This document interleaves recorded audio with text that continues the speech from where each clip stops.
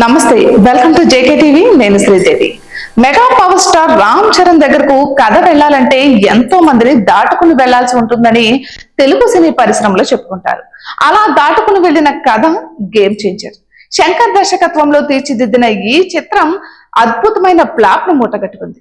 నిర్మాత దిల్ రాజు కు భారీ నష్టాలను మిగిల్చి రోడ్డును పడేసింది. అయితే సంక్రాంతికి వస్తున్న సినిమా ఆదుకోవడంతో దిల్ రాజు ఊపిరి పీల్చుకున్నారు.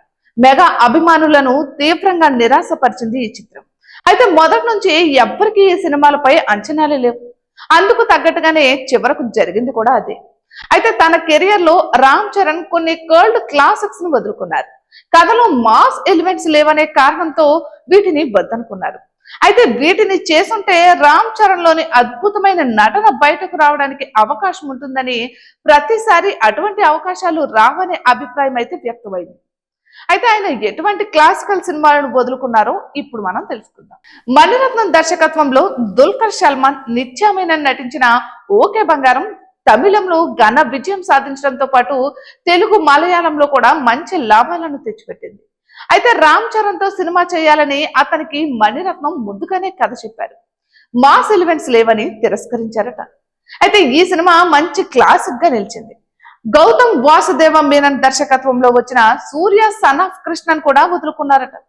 అయితే అప్పటికే వరుసగా ఫ్లాప్స్ లో ఉన్న గౌతమ్ తో సినిమా వద్దనుకోవడంతో సూర్యతో తెరకెక్కించి ఘన విజయాన్ని అందుకుని క్లాసికల్ మూవీగా నిలిచింది. అయితే నాని హీరోగా గౌతమ్ వాసుదేవ మీనన్ తో తెరకెక్కిన ఎటో వెళ్ళిపోయింది మనసు కూడా రామ్ చరణ్ వద్దనుకున్నారు. అయితే ఈ సినిమాకు ముందు విడుదలైన ఆరెంజ్ సినిమా భారీ ఫ్లాప్ కావడంతో ప్రేమ కథ వద్దనుకుని దీన్ని తిరస్కరించారట. అయితే చివరకు ఇది కూడా మంచి క్లాసిక్ అయింది. ఇక కరుణాకర్ దర్శకత్వంలో ప్రభాస్ చేసిన డార్లింగ్ కూడా తిరస్కరించారట. దర్శకుడు కథ చెప్పినప్పటికీ అప్పటికే రామ్ చరణ్ ఆరెంజ్ సినిమా ఒప్పుకుని ఉండడంతో ఇది చేయడానికి వీలు పడలేదు. సురేందర్ రెడ్డి దర్శకత్వంలో వచ్చిన అఖిల్ ఏజెంట్ కూడా రామ్ చరణ్ వద్దకే రాగా చేయనని చెప్పారట. Hi guys, subscribe to JKTV. Subscribe to JKTV. Please subscribe to JKTV. Subscribe to JKTV. Hi andarki namaskaram. Please subscribe JKTV. అందరికీ నమస్కారం. Please like, share and subscribe JKTV.